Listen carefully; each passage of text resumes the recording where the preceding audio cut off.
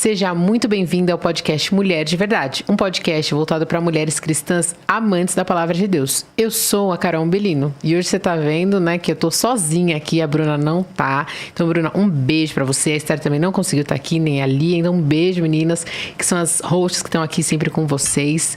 E como você sabe, o nosso desejo com esse podcast é que você retorne à mesa, que a gente tenha um tempo de bate-papo com a família. Todas as semanas a gente leva vocês a pensar que muitas vezes a gente está conectado com quem está longe e está muito distante de quem está perto. Então pega o link deste episódio, já manda para muitas pessoas que eu sei que vai edificar muito a sua vida. E depois, quando terminar, faça uma reflexão com a sua família, com as suas amigas. Se juntem para conversar, para debater, para pensar a respeito das escrituras. E o recado que a gente sempre dá é: para o que você está fazendo, vai fazer seu chá, sua água para acompanhar aqui com a gente. Depois você tira uma foto e posta lá no Instagram e marca a gente lá no @designdivino.ipp. Vai aparecer aqui na tela para vocês, @designdivino.ipp.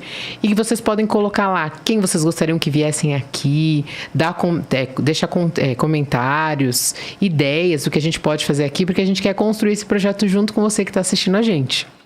E hoje, o nosso tema ele vai ser muito bom. A gente não falou sobre isso aqui, né? A gente tá falando no Mulher de Verdade. A gente ainda não falou muito sobre feminismo. A gente já falou sobre o que é ser mulher. Mas hoje a gente vai falar de um tema mais voltado aí para que a gente estuda um pouco aí no Design Divino. E a nossa convidada, ela é casada com o pastor João há 7 anos. Ela tem 2 filhos, o Tito e o Theo. Ela trabalha na Rede, na área de publicações, e participa do Ministério Desabafa da Rede. E ela é formada em arquitetura e teologia. O papo vai ser muito bom. A gente tá aqui com a Thaís. Seja muito bem-vinda, Thaís. Obrigada. É muito bom pra gente ter você aqui, né? Inclusive porque ela escreveu um livro, a gente vai falar um pouco sobre o livro dela. E eu esqueci o livro, perdão, pessoal. Mas depois a gente pede pro pessoal colocar aqui para o pessoal conseguir acompanhar. E aqui no podcast a gente sempre começa com uma pergunta pra gente conhecer um pouquinho melhor os nossos convidados. A gente sempre pergunta: quem é Jesus pra você? Uau! Pode parecer clichê, mas quando eu penso quem é Jesus pra mim, ele é tudo. Em algum momento da minha vida, né, quando eu fui alcançada pelo amor de Cristo, eu entendi o que era a graça. Quando eu entendi quem eu era, quem a Thaís era, meu coração pecador, a minha potencialidade para o pecado. E eu entendi que a graça me resgatava daquilo tudo, que a graça cobria todo o pecado em mim, que Deus conhecia tudo de mal que havia em mim, ainda assim tinha escolhido, né, decidido me resgatar. Eu me rendi. Então, é tudo. Se tirar Jesus, acabou, né? A gente ama muitas coisas nessa vida, a gente recebe bênçãos do Senhor, mas realmente, essas coisas, ainda que a gente se entristeça quando perder, a vida continua. Mas Jesus, ele realmente é tudo. É o alicerce, é a base, é onde minha vida está construída, é para ele. E como que você conheceu a Cristo como seu salvador, pessoal?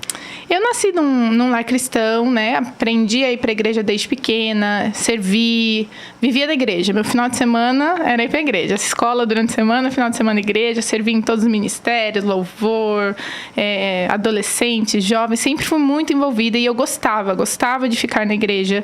Aquilo era bom pra mim, né? Tinha sábado que eu saía assim, de manhã de casa, voltava à noite e aquilo realmente era prazeroso para mim. Eu cresci nesse ambiente e é muito especial, né? Acho que eu fui preservada de muitas coisas por ter crescido nesse ambiente tão gostoso de igreja. E com 12 anos, acho que foi a primeira vez que algo mudou na minha mente. Eu entreguei minha vida para Jesus. Olhando para trás, eu vejo que foi uma entrega muito sincera. Eu lembro que foi num culto, o pastor pregou sobre a armadura de Deus e aquilo fez sentido para mim. E eu aceitei, entreguei minha vida. Aí veio minha adolescência também, sempre muito envolvida, mas eu acho que foi ali com uns 18, 19 anos, eu acho que foi o segundo momento marcante, que aí foi o que eu mencionei. Foi nesse momento que eu entendi o que era a graça. Até então, a graça não tinha me encontrado. Então, eu não sei dizer assim, se ali que eu realmente me converti, acho que não. Eu tive aquele encontro aos 12 anos, mas Deus me deu um discernimento diferente ali, com 18, 19 anos, e aquilo fez sentido. Eu entendi o que era a graça de Deus e entendi que minha vida nunca mais ia ser a mesma, assim. Foram 2 momentos marcantes e especiais, sabe? É que eu acho que tem alguns momentos que são umas viradas de chave pra gente, né? Algumas coisas vão se encaixando no lugar. E aí eu queria então perguntar pra você: por que você decidiu escrever um livro sobre feminismo? Eu vou te contar que eu não decidi. Eu não queria. Eu estudei no Palavra da Vida e lá a gente tinha um grupo de meninas, a gente se reuniu para fazer um blog. A gente começou a produzir. A gente viu assim, poxa, a gente está aprendendo tanta coisa legal aqui. Vamos começar a produzir textos, material específico para as mulheres, aplicado para as mulheres e postar, né? Então, até Marília Berti, que era a encabeçadora aí do projeto. E aí a gente começou a produzir e foi um tempo muito legal. Começou a ter um alcance legal, ainda que pequeno, começou a ter uma projeção legal. E aí teve um momento que a gente escreveu um texto, a gente fez toda uma série que chamava assim, Elas Vistas por Eles. A gente chamou alguns meninos e a gente queria conhecer o universo masculino, o olhar masculino sobre o universo feminino. Era essa a ideia. E teve um dos assuntos que foi a roupa. Daí a gente pediu para um menino escrever sobre roupa, sobre o cuidado que a gente precisa ter, como os meninos se sentem e tal. A gente achou muito legal. Mas a gente atacou o feminismo de frente sem saber que a gente estava atacando. A gente cutucou com a vara curta sem saber que a gente estava cutucando a onça com a vara curta, né?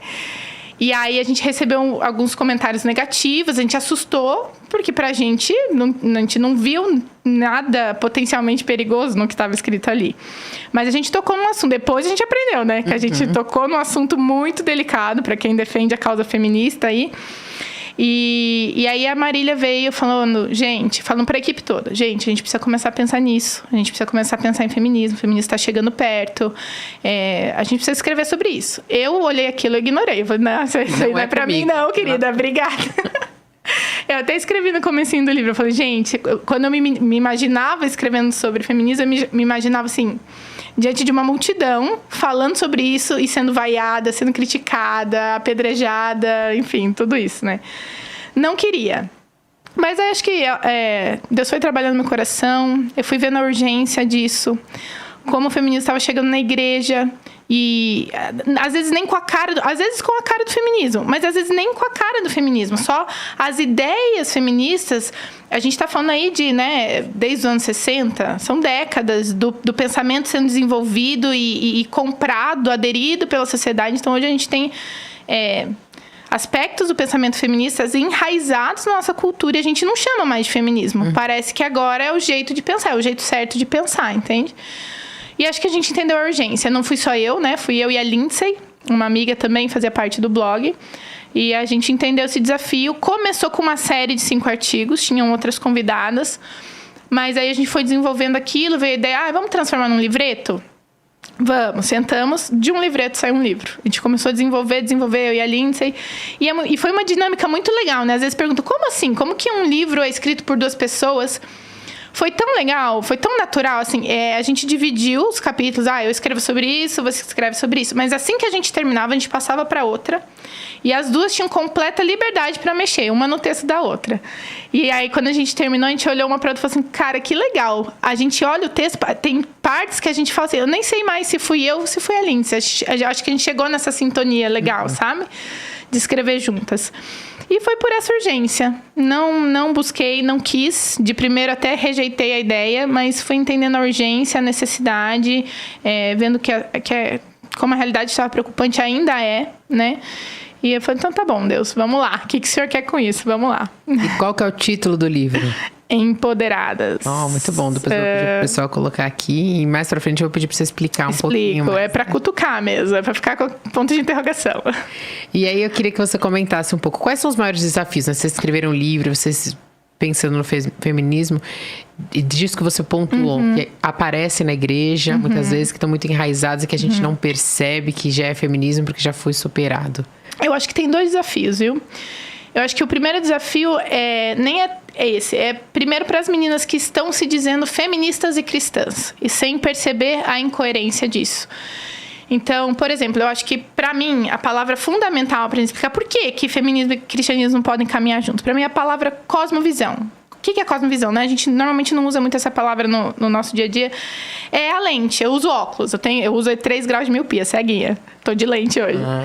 Sem a lente ou sem um óculos, eu não enxergo nada. Então, essa é a ideia. Quando eu coloco minha lente, então, eu consigo enxergar, consigo entender o mundo ao meu redor. A cosmovisão é como se fosse essa lente. A gente coloca E através dela a gente enxerga, a gente interpreta, é algo que vem antes até mesmo da formação dos nossos valores. A gente firma compromissos no nosso coração, na nossa maneira de ler o mundo. É uma lente por meio da qual a gente interpreta o mundo e a partir disso a gente forma nossos valores, a gente forma a nossa identidade. E aí, qual é o problema? A cosmovisão bíblica, a Bíblia é uma cosmovisão. Então, quando a gente se entrega para Jesus, a gente precisa entender que a Bíblia é palavra de Deus para nós. É autoridade sobre a minha vida. Então, ela é uma cosmovisão. Eu preciso colocar as lentes bíblicas, o entendimento bíblico para olhar para o mundo e entender. Essa lente bíblica, ela é diferente da lente do feminismo. Então, você vê a Bíblia contando, ela tem uma narrativa que acontece ali do começo ao fim, está descrevendo o movimento, né? A forma que Deus se relaciona com a humanidade. E ela conta em 4 movimentos, que a gente chama, né, de criação, queda, redenção, consumação. E aí a lente bíblica vai explicar toda a história da humanidade, tudo o que aconteceu conforme essa interpretação da vida. Todas as ideologias, assim como o feminismo, eles também têm uma história para contar a partir desses conceitos, desses movimentos. Criação, queda, redenção, consumação. E a gente responde perguntas sobre a sociedade que a gente está vendo. Então, da onde nós viemos, né? Criação. O que deu errado? Porque qualquer ser humano na face da Terra percebe que alguma coisa deu errado. Tá ruim, não tá dando certo. O que aconteceu? Queda. Redenção. Todo mundo enxerga problemas e vai propor alguma solução para isso. E a consumação. Para onde nós estamos caminhando? A Bíblia responde tudo isso. E quando a gente usa essa lente, a gente entende por que os relacionamentos são difíceis, como Deus criou para ser, o que aconteceu de errado, o pecado. Como que em Cristo a gente restaura isso, porque a nossa redenção é Cristo, para onde nós estamos caminhando. Sobre casamento, sobre tudo que a gente olha na vida hoje, sobre o trabalho, tudo que a gente olha, a gente pode pôr essa lente bíblica e entender como é que Deus criou para ser, o que aconteceu de errado, que é o pecado, como é que o pecado distorceu e como é que as pessoas estão vivendo por causa dessa distorção do pecado. Como que Cristo redime isso, como que em Cristo a gente retorna ao plano inicial e como que nós estamos caminhando, né, para a consumação de tudo em Cristo. As ideologias também propõem isso, o feminismo também propõe isso. Então, vamos supor, a gente olha hoje para problemas que existem na sociedade das mulheres, porque realmente existe um problema real para as mulheres, só que ele está sendo lido com a lente errada, então a resposta está sendo errada. O feminismo olha, por exemplo, para os problemas de estupro, que realmente são questões muito difíceis, casamentos abusivos, desigualdade, algumas desigualdades que a gente traz para o âmbito de injustiça social, que são feitos em relação às mulheres. O feminismo olha para tudo isso e vai dizer, qual que é o problema? Né? O que aconteceu? Qual é a queda? A gente chama de queda. Qual que foi o problema? O que está acontecendo de errado? O feminismo vai dizer, o problema é o homem. O problema é a sociedade que foi construída para o homem. O problema é a sociedade construída a partir do homem, é o machismo estrutural, é o preconceito que está impregnado na sociedade. Aí o feminismo olha para a solução, para a redenção, o que ele fala? É o empoderamento. O empoderamento é a redenção da mulher. O igualitarismo, a igualdade entre papéis de homem e mulher, isso é a redenção da mulher. Qual que é o problema disso? O feminismo está propondo que a mulher busque um poder em si mesma para ser autossuficiente, para ser independente, para não precisar de homem nenhum, para que ela não precise enfrentar esses dilemas que a gente está falando aqui. E, ao mesmo tempo, tenta igualar os papéis. Então, quando a gente olha na palavra de Deus, né, lá no começo, Deus criou homem e mulher, Deus colocou identidades, através das funções nós temos nossas identidades. Foram criados iguais em valor e dignidade, diferentes em função.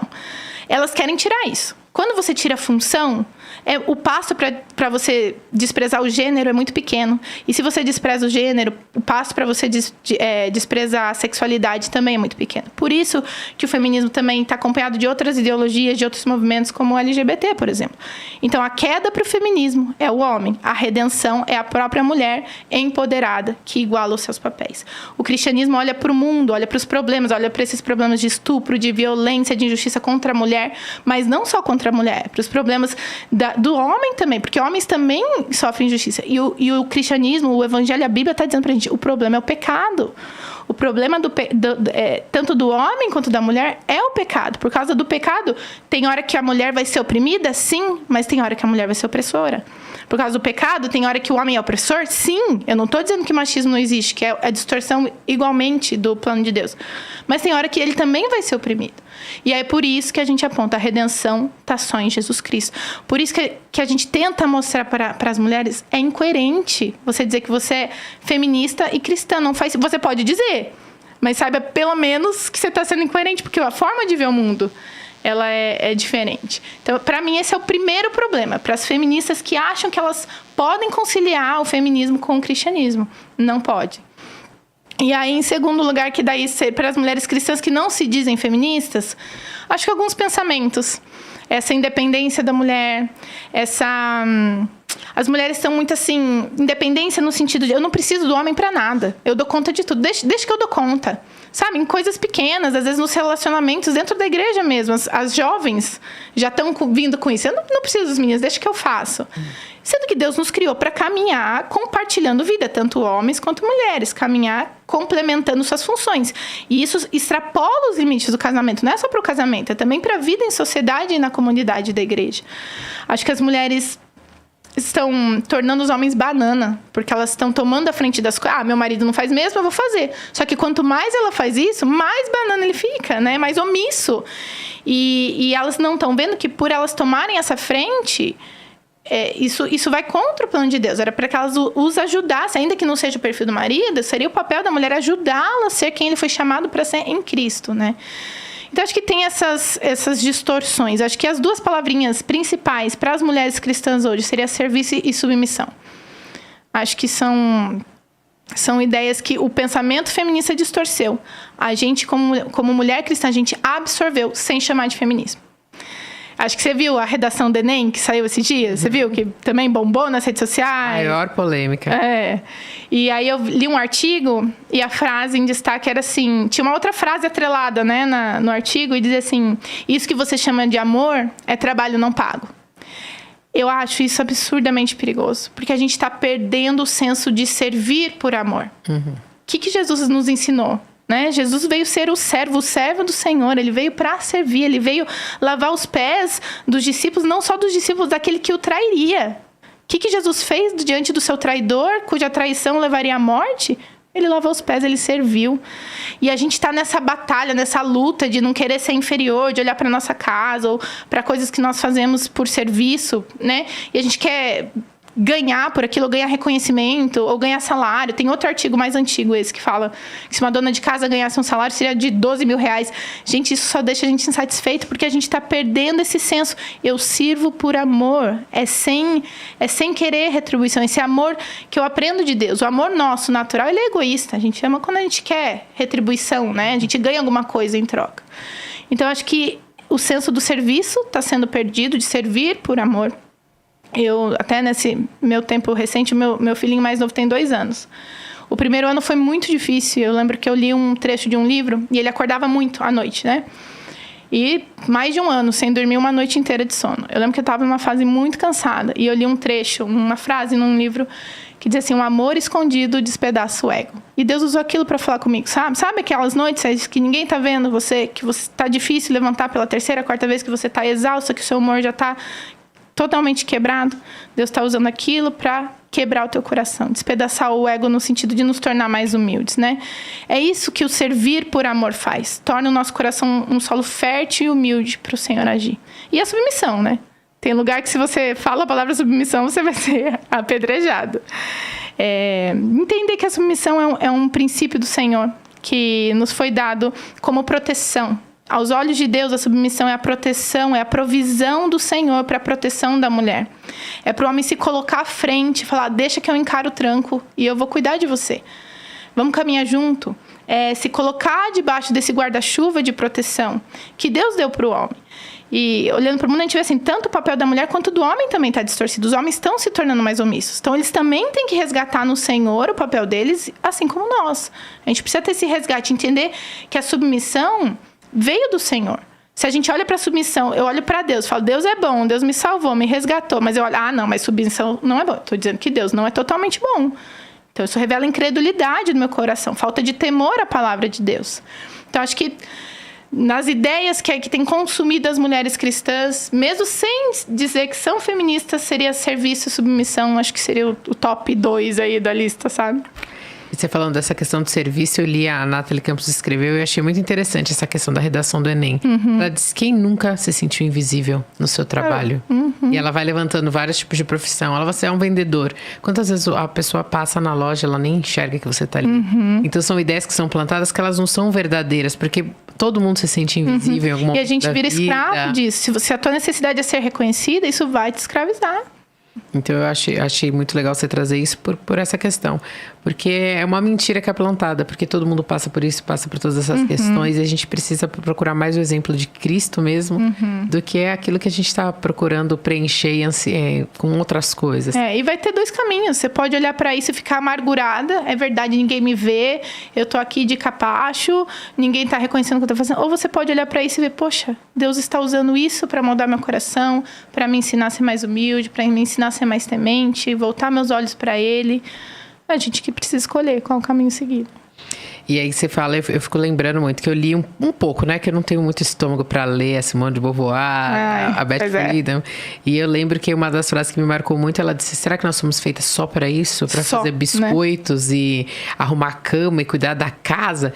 E eu ficava pensando, mas só? Olha quanta coisa, né? Olha quanto amor construído, né? E a gente foi perdendo essa perspectiva, essa visão da grandeza daquilo que Deus fez. Porque eu vejo que você criar um outro ser humano, você cuidar de uma outra pessoa, que é a imagem e semelhança do Senhor, claro. E ensinar a ela todos esses princípios, não é só. Imagina, é o teu maior ministério. Se Deus te deu um chamado, né, te chamou para ser mãe, é um dos teus maiores ministérios. É conduzir essa geração, né? A tua geração de filhos ao conhecimento do Senhor, né? Eu acho. Jamais é só, né?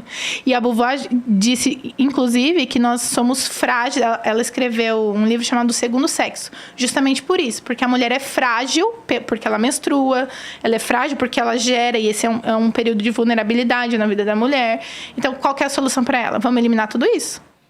Entendeu? Vamos deixar de lado isso aí, porque aí a gente resolve o problema da mulher, né? Olha, descartar, como se fosse um copinho plástico sem utilidade. Infelizmente deu certo, né?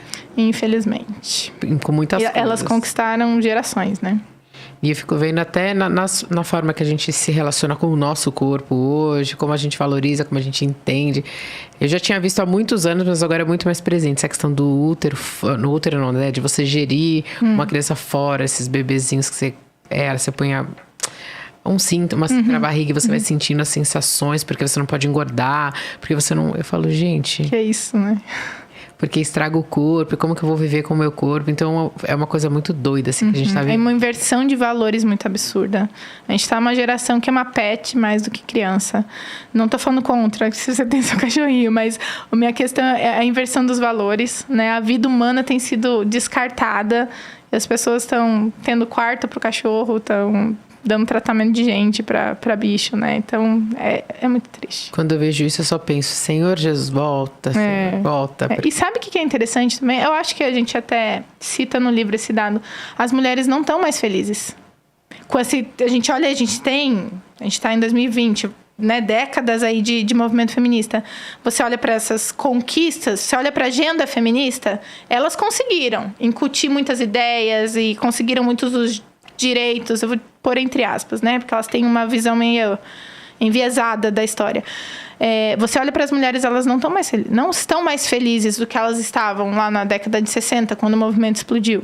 Você olha para o lado, você vê mulheres e mais mulheres sobrecarregadas e desesperadas e viciadas em remédio para aguentar e em terapia, não que seja um problema, mas assim, para mim a quantidade, a forma viral que isso está acontecendo é preocupante.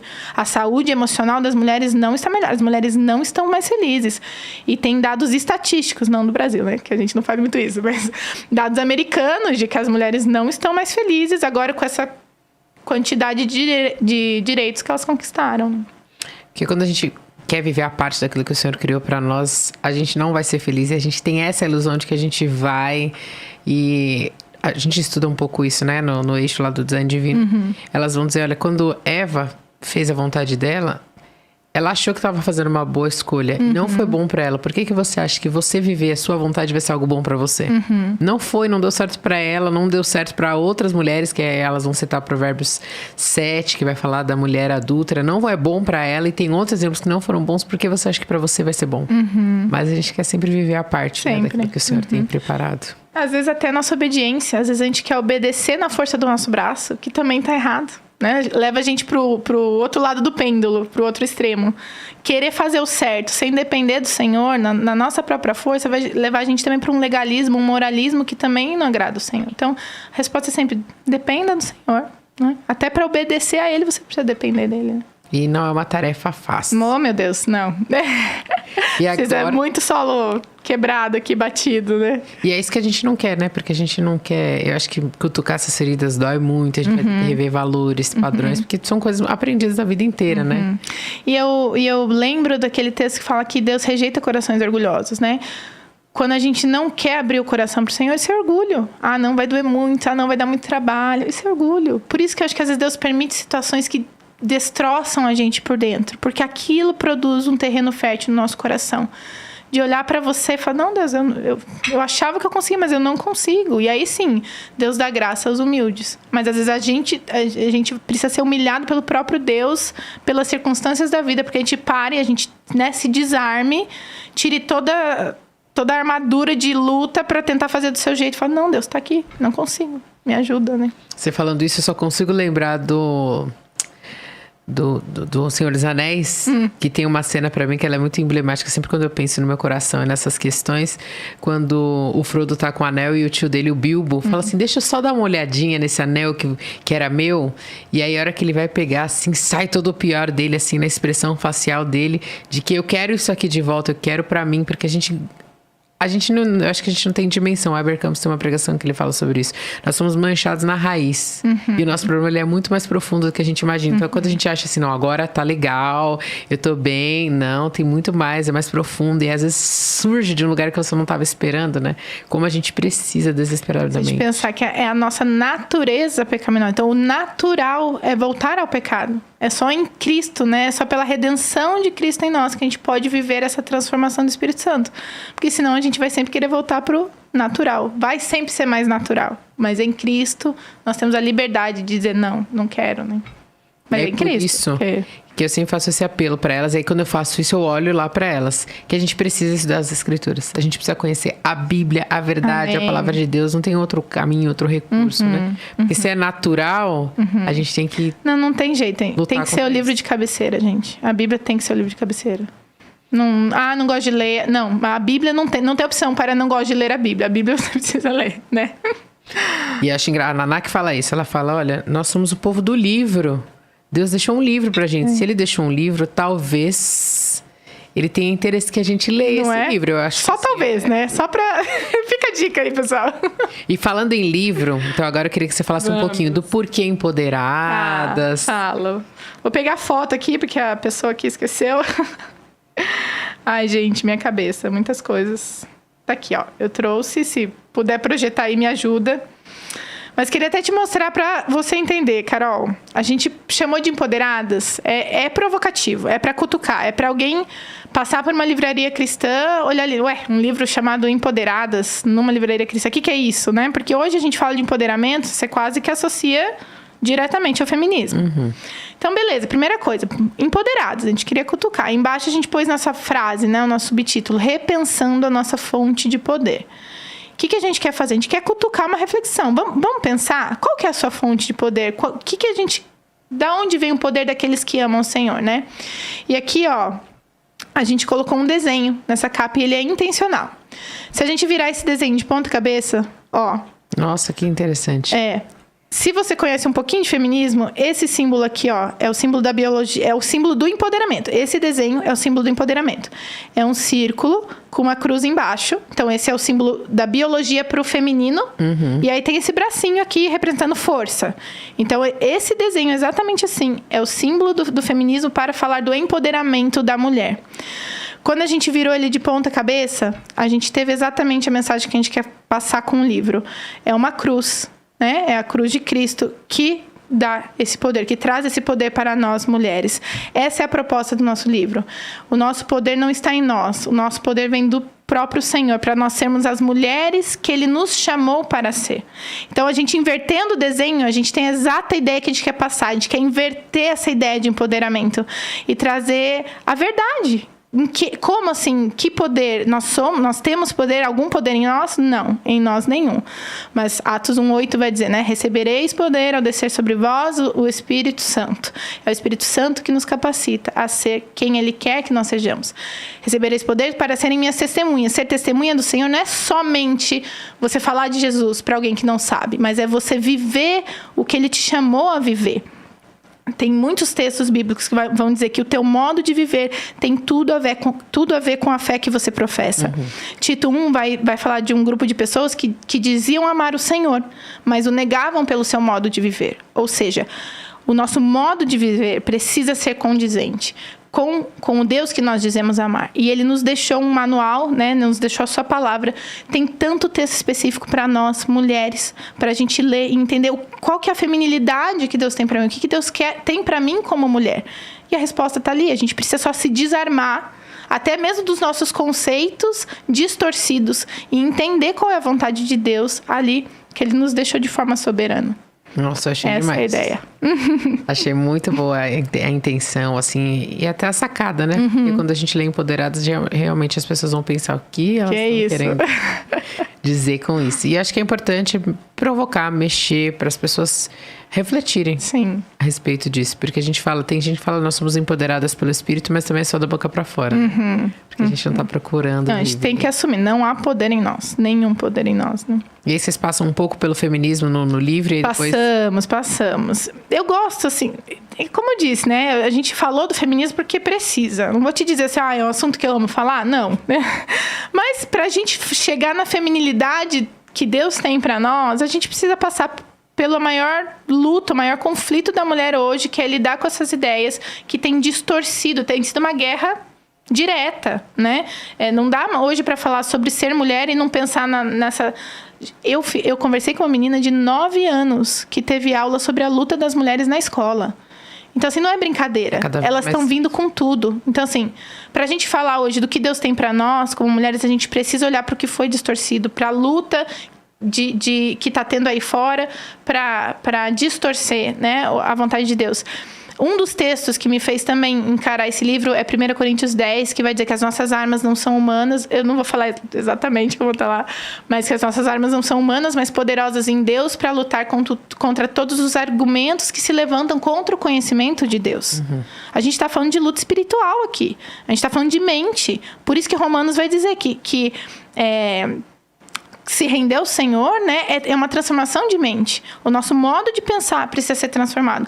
O feminismo é um desses argumentos de 1 Coríntios 10 que se levantam contra o conhecimento do Senhor. E nós precisamos estar munidas à palavra de Deus, entender qual é a vontade dele para nós, para a gente se posicionar nessa sociedade. Porque está vindo e está vindo pesado. Eu trabalho numa universidade federal, né? E você então vai você deve estar com bastante ilustração na cabeça. Você vai falando, eu só vou pensando... que eu tô lá há 7 anos, como o perfil dos alunos que estão lá se diversificou muito e muito rápido em pouco tempo. Uhum. Então, quando eu comecei lá, você não via algumas coisas. Menino de esmalte, de saia. Hoje é comum. Desconstrução da identidade, né? Hoje é comum. E o inverso das meninas também. Só que foi muito rápido. Eu tô lá só há 7 anos.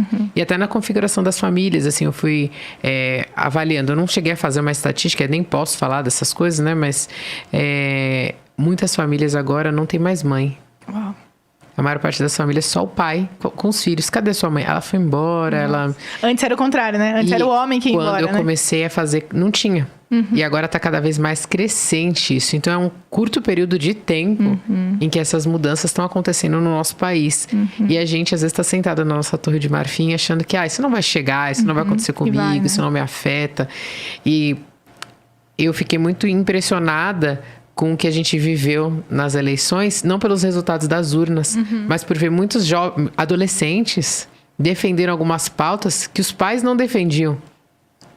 E eu fiquei pensando, o que está acontecendo que a gente não está vendo? Esse é o campo de batalha da mente, né? Porque como que um menino tem 12, 13 anos e ele é a favor do aborto? Ele sabe o que é isso? Não tem ideia. E o pai dele é contrário. Mas quem que educa ele na nossa cabeça como cristãos? A gente deveria desempenhar esse papel. Mas ele está vindo com esses argumentos de onde? É isso que você está trazendo. Eles estão vindo de outro lugar e a gente não está se dando conta de que a gente não está ensinando a verdade, batalhando pela verdade. E aí um alerta para os pais, né? Invista em relacionamento com seus filhos. Até para mães, né? Porque é outra área extremamente combatida pelo feminismo. Para a mãe se livrar de tudo que a impede de ser quem ela quer ser. Inclusive maternidade, abandone filhos. Que você está vendo o resultado disso, né? Muito de perto. Mas um alerta para as mães, um chamado para as mães. Eu lembro muito do texto de Deuteronômio 6, né? Que vai falar em...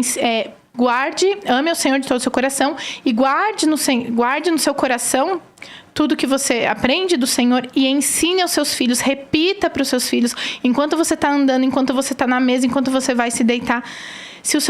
E aí disso eu trago 3 conceitos, né? Que é primeiro, ame o Senhor. Então, personifique a sua fé, viva a sua fé. O seu filho precisa ver dentro de casa você vivendo a sua fé, para que você tenha direito de ser ouvido.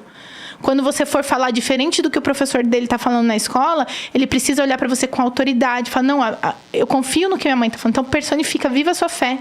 Peça perdão para o seu filho quando você errar com o seu filho. Deixa ele ver a diferença que viver a fé, viver o cristianismo faz na sua vida, para que você ganhe o direito de ser ouvido. Depois, pastorear. A todo momento. Fale para o seu filho, fale sobre o pecado, os efeitos do pecado, mostra para o mundo, olha como é que o mundo está, olha o que Deus criou para ser e olha como o pecado está distorcendo isso, olha como a gente precisa correr para Jesus. E persista. Então, para mim, 3 palavrinhas: personifique, pastoreie e persista. Persista, porque o texto de Deuteronômio vai dizer: repita para os seus filhos, e repita de novo, e fale de novo e de novo. Se os filhos não forem pastoreados em casa, eles vão ser pastoreados nas escolas e nas universidades. Eles precisam vir de casa com entendimento, com temor a Deus, com temor à palavra de Deus. Porque se você só levar ele na igreja e ele não vê a diferença que o evangelho faz na sua vida dentro de casa, você vai perder seu filho. Isso está chegando muito perto da gente. Eu fui numa conferência e a Nancy estava falando e exatamente isso que você falou e me chocou muito. Ela disse, olha, esse não é o único motivo, mas é o maior motivo que tem levado jovens no mundo inteiro a abandonarem as igrejas. E ela virou e falou assim, agora eu vou falar com você que é pai, que você que é mãe. O seu mau testemunho tem levado o seu filho para muito distante do Senhor. Ela está dizendo, eu não posso afirmar que esse é o único motivo. Mas ela disse, esse é um motivo muito forte. E eu ando por aí, eu faço palestras, eu acompanho muitas pessoas, e eu tenho visto que cada vez mais, quando a gente não vive aquilo que a gente acredita, que a gente só dá a boca para fora, a gente está passando uma mensagem para os nossos filhos. Olha, essa mensagem, ela é importante, mas ela não é vital, ela não é essencial. Então, ela é importante assim, você vai lá, você assume seu compromisso de eu vou lá no domingo, eu cumpro o meu papel e minha depois... espiritualidade... E depois eu vivo aquilo que eu quero. Então, isso é muito importante. É muito forte. A gente precisa cuidar disso, né? Observar isso, porque senão as futuras gerações não vão conhecer o Senhor. Você foi falando, eu vou lembrando também lá do Salmo 78, que ele fala, né? O que nós vimos, ouvimos e aprendemos dos nossos pais, a gente não pode encobrir, a gente precisa contar. E aí a gente só fala dessa parte, só que depois que ele passa esse trecho, o salmista vai dizer, porque se você não fizer isso, eles não vão amar ao Senhor. Ele vai explicar o que acontece quando a gente não faz isso. E eu acho isso muito forte, porque se a gente não passa aquilo que a gente acredita na vivência, como você está dizendo mesmo, né? Eu achei muito legal esses 3 P's. Eles não vão conhecer. Eles só vão conhecer de ouvir falar. E aí não faz sentido. Nenhum sentido, né? Então a gente precisa mesmo ser intencional. Eu acho que eu falei que pra mim essa é a palavra do ano, ser intencional. É da vida, não é da vida. Você tem que ser intencional em tudo. Porque se você entrar no piloto automático, a vida passa, né? A gente precisa ser intencional. E vai requerer, né? Vai requerer um esforço aí diário de abrir mão de quem você é pra você viver aquilo que o Senhor tem pra você. E por isso que o chamado de Jesus é um chamado de morte, né? Aquele que quer vir após mim, tome sua cruz. Isso é morte, é morrer, cruz é morte. É pra gente morrer pros nossos próprios desejos, nosso próprio conforto. A vida aqui não é sobre conforto, né? É sobre quebrar, abafar os nossos desejos pecaminosos, mas também transmitir a outros como vale a pena viver para o Senhor. Isso tudo demanda esforço. Tanto quanto lutar contra os meus desejos, quanto incentivar as próximas gerações a amar o Senhor. É trabalho em cima de trabalho. Mas é um discurso muito difícil, né? Porque pensa, você vai concorrer com Netflix, com muitas redes sociais, com muito prazer, com muito conforto, com muito com o seu entretenimento. cansaço, porque você quer chegar em casa e descansar. Então deixa ele assistir TV, que, né? É muito difícil. Mas eu fico pensando que sempre foi... O pastor Erival fala isso aqui, né? Ele fala, não existe um momento na história da humanidade em que foi fácil ser pai e ser mãe, que foi fácil criar filhos. Ele falou, sempre foi difícil. Os desafios mudam, mas, né?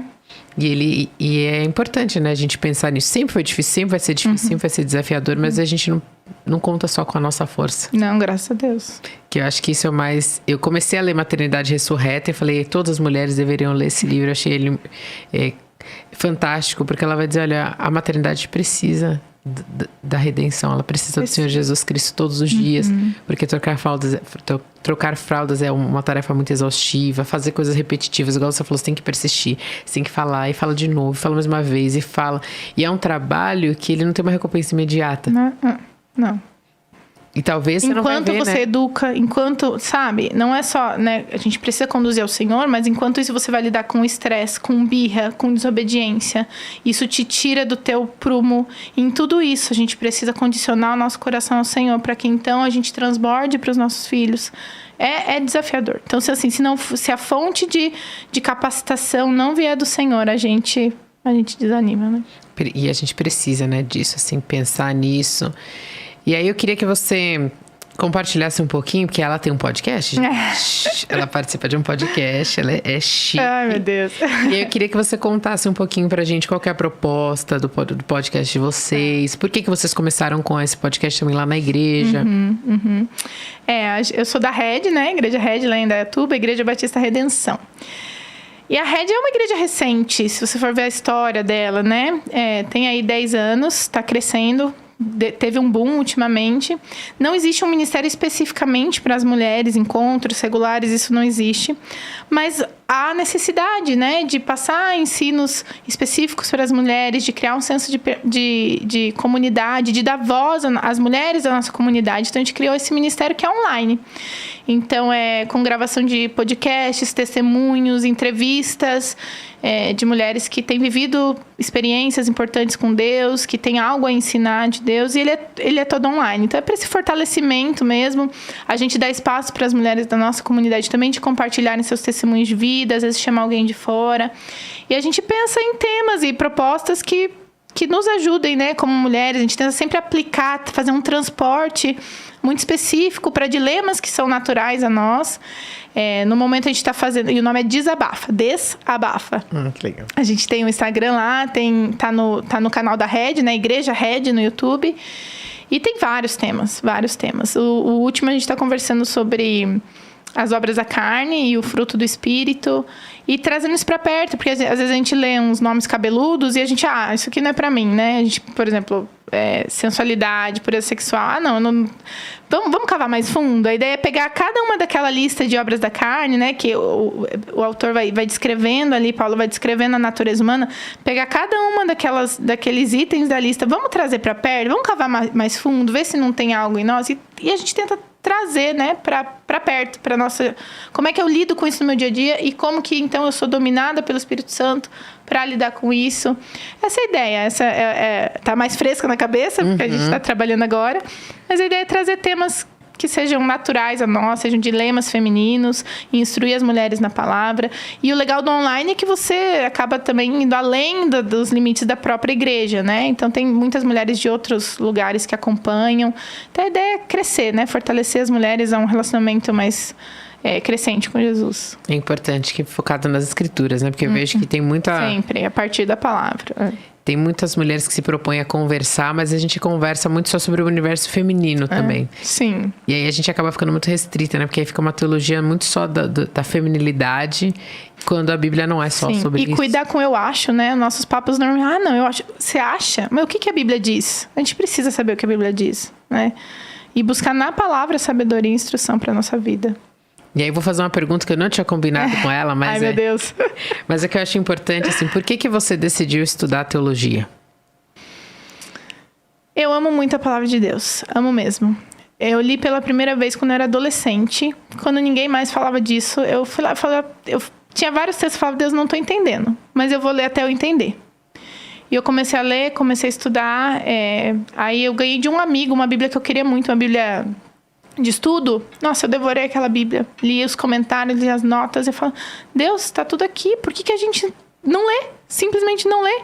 O Senhor ensinou. Então, acho que eu sempre tive esse apego com a palavra de Deus. Acho que eu lembro de vários momentos de eu chorar lendo a palavra. Até me emociona. Momentos que foram marcantes na minha vida. Que o Senhor falou comigo, que o Senhor me ensinou. E estava tudo ali. Estava tudo na Bíblia. Por que a gente não lê? Por que a gente não tem intimidade com as Escrituras? E na época eu estudava arquitetura. Eu lembro que cheguei no 4º ano da faculdade, foram 5 anos. Eu falei pra minha mãe, vou largar tudo, vou pro seminário. Não quero mais, não me vejo exercendo a profissão. O que eu tô fazendo aqui? Pra onde que eu tô indo? E aí minha mãe falou assim, filha, você já tá no 4º ano, pelo menos termina, né? Vai, faz. Aí eu aceitei o conselho da minha mãe, terminei a faculdade. E aí quando eu terminei, eu já não tava com aquilo tão vivo, né? Passei um ano, assim, meio sabático, trabalhei um pouco, exerci um pouco a profissão, mas não me encontrei naquilo. Fui passar um tempo com tios meus que são missionários e aquilo avivou de novo meu coração, o ensino, acompanhar pessoas. E aí a minha igreja sempre apoiou muito a Palavra da Vida, né? Quem da igreja queria ir para o seminário, eles sempre sugeriam a Palavra da Vida. Eu falei, eu vou, vamos lá. E aí lá é isso, Deus, eu entendi. E o meu processo de vida tem sido... Na maternidade, acho que eu passei por um momento também de repensar muito minha identidade, quem eu era. Você fica um tempo muito reclusa, né? Eu tive um filho atrás do outro, foi um tempo muito recluso, muito reflexivo, muito solitário. Eu me senti muito sozinha no início da maternidade, mas também foi um tempo que Deus falou comigo. Thaís, é isso que eu trouxe para você, é o ensino. Deus confirmou isso de uma forma tão especial. Então, eu amo a palavra de Deus e eu amo falar sobre a palavra de Deus. E eu vejo nisso o chamado de Deus para minha vida, sabe? É isso. Eu amo a palavra e eu quero ensinar. Quero gastar minha vida falando da palavra de Deus. Que sorte a nossa. Né? Porque eu tenho visto como Deus tem levantado muitas mulheres no Brasil, que é uma coisa que eu vejo, não consigo ver como não ser um mover de Deus, de uns tempos pra cá, para falarem sobre as Escrituras. Amém. Porque era uma coisa que a gente não tinha alguns Bíblia, né? atrás. É Bíblia. Não é eu acho. Não é falar... Não, é Bíblia. Não é falar de filosofias. Não, é Bíblia. Vamos partir da Bíblia e então a gente olha para as outras coisas, né? E eu acho muito legal mulheres se despertando para isso, porque a gente está mostrando que teologia não é uma coisa para homens. É para todos, é para todos, né? os cristãos, é para todos os salvos. A gente precisa conhecer muito bem as Escrituras, até porque quem passa mais tempo com os filhos são as mães, são as mulheres, mesmo na igreja, quem tá à frente do ensino. E eu tenho uma frustração, não sei se você tem uma frustração pessoal. Eu amo todas as professoras que eu tive, mas eu tenho uma frustração. Quando eu cheguei no seminário e eu descobri que algumas histórias não era aquilo que eu tinha Da aprendido, forma que ensinavam, né? eu fiquei meio frustrada. Com detalhes que foram omitidos ou ensinados. Quando eu descobri que as muralhas de Jericó, eles não ficavam andando, sem parar, ou 7 voltas todos os dias. Ou o livro de Esther, gente. Quando eu fui estudar Esther, as pessoas ensinam tão distorcido. Falta conhecimento, né? E eu vejo que é um presente que Deus tem dado para nós aqui no Brasil, das mulheres se levantarem, se despertarem, porque a gente precisa estar escrito ali, né? É estudar, né? E aí é outro problema, as pessoas não leem a Bíblia. Aí às vezes pega uma revistinha, não tô falando mal da revistinha, mas se você partir da revistinha para ensinar, o teu ensino é absurdamente limitado.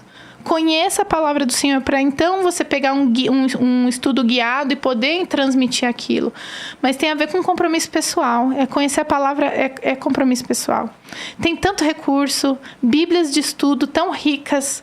Eu lembro que quando eu fiz o primeiro ano do seminário, tudo que eu tinha estudado ali com aquela bíblia de estudo foi equivalente ao primeiro ano de seminário. Então, assim, tá acessível. Muito. Mas as pessoas não querem, ou não tem tempo e deixa a vida passar. E o que é mais importante é o cerne da nossa existência, né? Que a palavra diz penetra a ponto de dividir juntas e medulas, entra fundo no nosso coração. É isso. A nossa vida, o ensino, o princípio de vida tá ali e a gente negligencia tanto a palavra de Deus, né? É que eu acho que a gente ainda não entendeu como a gente precisa desesperadamente do Senhor.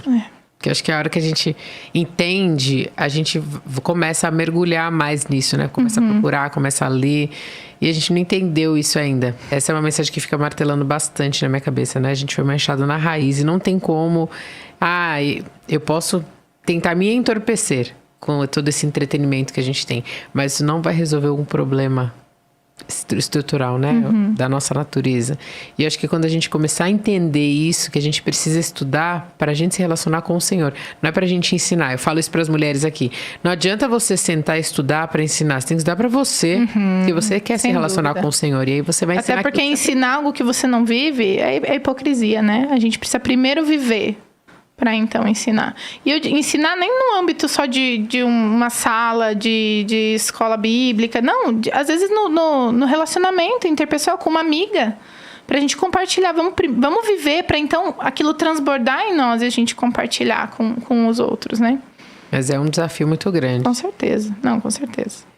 E mulheres, por favor, sejamos leitoras. Aqui a gente fala de um monte de livro, um monte de coisa. E eu faço desafio para as mulheres aqui.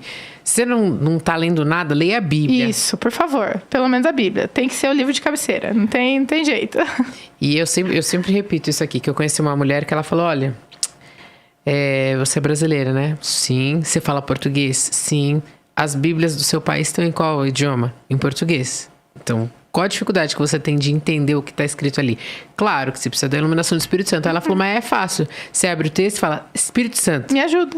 Simples. E lê. E aí ele vai mostrando. Aí depois você vai aprendendo algumas dicas. Olha, observe mais isso. Olha, ele repete tantas vezes essa palavra. O que será que pode se dizer essa expressão? Mas são coisas mais... Busque ajuda. Busque recursos, né? A gente não pode mais dizer que o problema da nossa geração é falta de informação ou falta de recursos. Hoje a gente tem. Eu acho que a rede social, por exemplo, é um bom indicativo que o nosso problema não é falta de tempo. A gente ocupa o nosso tempo com coisas que a gente não deveria ocupar. E a gente deveria estar estudando e conhecendo mais sobre Deus, porque isso é a verdadeira vida, né? Isso quando a gente não vai atrás desse conteúdo pronto, né? Porque eu acho muito importante a gente escutar pregações, mas a Jane Wilkin vai falar, isso não substitui, porque muitas vezes a gente não pensa com a nossa cabeça. A gente pensa com a cabeça das outras pessoas. Por isso que é muito importante a gente ler a Bíblia. Até para que você saiba identificar o ensino falso do ensino sadio, né? A gente precisa saber, porque também, se a gente falar hoje em dia em meio evangélico do nosso país... Você não pode. Só porque é evangélico, só porque diz que é gospel, só porque diz que é cristão. Não, precisa ter o filtro da palavra de Deus, porque tem muita coisa distorcida sendo repassada também, né? Tem um vídeo que eu acho, assim, sensacional. Sempre quando a gente vai falar sobre essas questões, eu lembro do homem que fala, Deus disse que eu tinha que adulterar com a minha esposa. Sim, e aí tá lá, é famoso. Adultera. Ele falou, não, mas não é isso que tá escrito. Não é o que tá escrito. Porque a gente vai enxergar aquilo que a gente quer enxergar nos textos também, né? E aí eu queria agora, Thaís, que você desse um encorajamento, que eu fui olhar e falei, gente, passa muito rápido, o tempo vai voando. Que bom, né?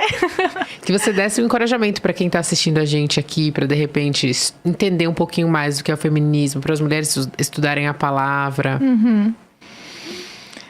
Queridas, meu encorajamento vai ser sempre, estude a palavra. Leia a palavra de Deus, se debruce em cima da palavra de Deus. Se você consegue ler 5 versículos num dia, leia aqueles 5 versículos, memoriza, escreve, coloca na geladeira, coloca no carro, escreve no celular, mas tem intimidade com a palavra de Deus. E é ler de novo, e é ler de novo. É uma missão de vida. Leia a palavra do Senhor, tenha um devido temor por aquilo que você lê. Se lembre sempre que aquilo é palavra de Deus para você, é instrução que o próprio Deus deixou para nós. Invista a sua vida nisso, invista recursos, invista tempo, porque não vai ser tempo perdido. É o próprio Deus falando com você. Tantas vezes a gente se questiona qual é a vontade de Deus. Deus te entregou a vontade dele nas suas mãos. A gente precisa valorizar isso. Quanto a feminismo, hoje a gente tem recursos, né? Eu sugiro, se você puder, né, ler o Empoderadas. A gente compartilhou um pouquinho lá da nossa pesquisa, mas a gente tem outros livros, como, por exemplo, Feminilidade Radical. É um livro tão especial. Literaturas que nos levem realmente a buscar em Deus o resgate da nossa feminilidade que tem se perdido. Tem muitas vozes gritando para nós quem nós somos ou quem nós deveríamos ser, como nós deveríamos nos portar, quando, na verdade, a única voz que nós deveríamos ouvir é a voz do Senhor. Então, esse é o meu conselho. Só tudo isso. Só simples. É bem tranquilo. Tá fácil. E se alguém quiser achar você nas redes sociais, como que eles fazem? Thaís.urel. Thaís com H, TH, Thaís.urel. Vai aparecer aqui também, aí você pode seguir e aproveitar mais daquilo que o senhor tem ensinado para Thaís, né? Olha, como a gente ainda tem alguns minutinhos. Eu quero fazer uma brincadeira com você. Tá bom. Que a gente faz com o pessoal que vem aqui. Mas ela é bem tranquila. Eu vou falar, vou perguntar uma coisa pra você e você me responde com uma palavra só. Tá. Geralmente as pessoas não respondem com uma palavra porque é difícil, mas não tem problema. Vou tentar seguir a regra. Qual o seu livro preferido da Bíblia? João. Nossa, objetivo. João. Por quê? A forma como o João apresenta Jesus, o Filho de Deus, ele sempre traz a explicação espiritual daquilo que aconteceu, aquilo sempre mexe comigo. Tem outros livros muito bons, tá? Mas eu acho que o João é o carro-chefe. Você tem um autor preferido? Pode ser bíblico ou não? Ai. Eu gosto de... Paulo, vai. Paulo é sensacional. E você tem uma banda ou música preferida? Gente, eu olho minha vida, não vou conseguir com uma palavra, desculpa. Eu tenho trilhas sonoras. Tipo, cada fase da minha vida tem uma música especial que marcou. Enfim. Hoje em dia eu gosto muito de projeto solo. Tenho ouvido muito projeto solo. Hoje eu não sei te dizer. Porque, assim, eu não sei fazer resposta rápida. Mas eu tenho músicas que marcaram minha trajetória, com certeza. Eu acho muito interessante que a maior parte das pessoas que sentam aqui falam que gostam de projeto solo. Que bom, Vocês é uma boa teologia. Um dia aqui, projeto solo. Boa teologia sendo cantada, né? Acho que isso faz toda a diferença. Qual que é a sua comida preferida? Queijo. Nossa, não teve nem dúvida. Não. Você viu assim, pá! Quer me dar queijo? Aceito. Qualquer tipo de queijo, adoro. Mas como pode? Você é curitibana Sou. e gosta de queijo. Então... o de Minas não é o mais favorito, não. Eu gosto de queijos variados. Provolone, parmesão, então faz gorgonzola. Sentido. Pessoal curitibano é outro. Queijos combinam com frio, sabe? Tá. Então agora tá explicado. E qual é o seu lugar preferido? Lugar? Uau. Eu gosto de lugares contemplativos. Que eu possa sentar. Normalmente um lugar que tem uma árvore, um lago. Eu gosto de sentar e... Agora que eu sou mãe, tá bem difícil fazer isso, viu? Mas eu lembro em especial o Jardim Botânico em Curitiba. É difícil responder com uma palavra. Eu ficava do lado da minha faculdade. Sempre que eu tinha uma janela, dava uns 20 minutos de caminhada. Mas eu cruzava todo o campus e ia pra um cantinho lá. Tinha um cantinho que até não é nada badalado, é meio escondidinho assim. Que ficava perto do lago, eu sentava lá, ficava orando. Acho que quando eu penso num lugar introspectivo, especial pra mim é lá. Eu não posso falar muito de Curitiba, porque eu amo Curitiba. Eu moraria lá nessa cidade maravilhosa. Então é melhor eu não comentar a respeito. E aqui, Thaís, a gente tem um costume de dar um presente para as nossas convidadas. Deixa eu pegar aqui. É pra abrir? Pode abrir. Ok, pode abrir. abrirei. Pode abrir. Tchan. Ai, que lindo! É um quadrinho que tem um versículo do nosso podcast, né? Que tá Eis a serva do Senhor. Muito obrigada. Cumpra-se em mim, segundo Amém. a tua palavra. Amém. Que o nosso desejo é que todas as mulheres que passem por aqui estejam dispostas a dizer como você, sim, Senhor Deus, para sua vontade, para o chamado que Ele tem para sua vida. Amém. Muito obrigada pela oportunidade, fiquei muito feliz. Nós que gostamos. E a gente espera que você volte mais vezes aqui, que você venha com as meninas para vocês falarem mais dos projetos que vocês têm feito lá. Porque eu acho que o Senhor tem levantado muitas boas mulheres. Amém.